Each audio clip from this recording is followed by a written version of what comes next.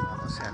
তো এখন আমি আসছি আমার গাড়ির চাকাতে একটা পিন ঢুকছে, সেটা চেক করার জন্য। তো চলুন সেটাই আপনাদেরকে দেখাই। এটা হচ্ছে আমার গাড়ি।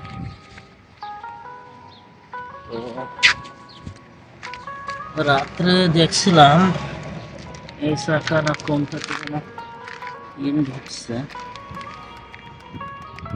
এখন অবশ্য দেখা যাচ্ছে না বেড়ে গেছে কিনা। রাস্তার ভিতরে প্রচুর পরিমাণ গাড়ি, সব দামি দামি গাড়ি, সব দামি দামি গাড়ি রাস্তায় পড়ে গেছে।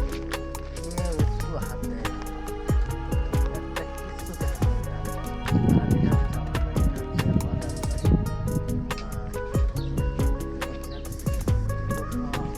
দামি দামি একটা বাড়িতে আপনার 8, 10টা, 15টা করে গাড়ি থাকে। এই বাড়িতে একটা জিনিস কি, আপনি আসলে আপনাকে প্রথমেই করতে হবে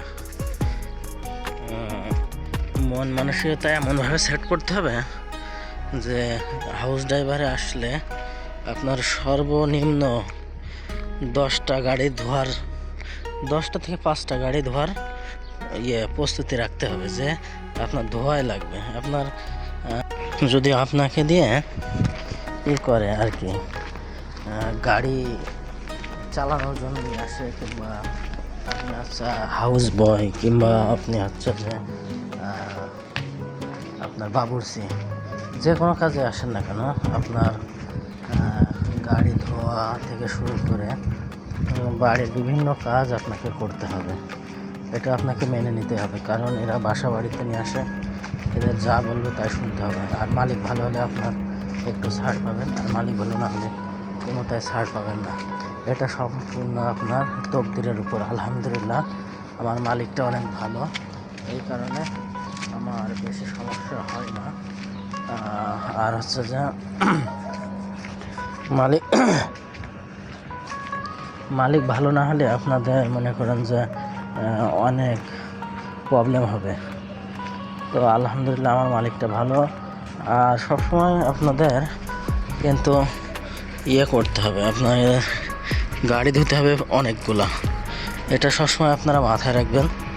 আর গাড়ি সবসময় ক্লিন করে রাখতে হয়। এখানে দেখতে পাচ্ছেন এক একটা বাড়ির সামনে কত কত গাড়ি, আর মাঠের ভিতরেও কত কত গাড়ি পড়ে আছে। এরা এরকমই সব ধুয়ে দেয় এখানে ওখানে। হ্যাঁ, এই হচ্ছে এদেশের, এরা চুরি কী জিনিস, চোর কী জিনিস সেটাই বোঝে না। আর এখানে অপরাধ করলে এমন এমন শাস্তি, তা আপনার চুরি করবে ডাকে, কেউ করবে না। তো এখন মসজিদে যাচ্ছে নামাজ পড়তে।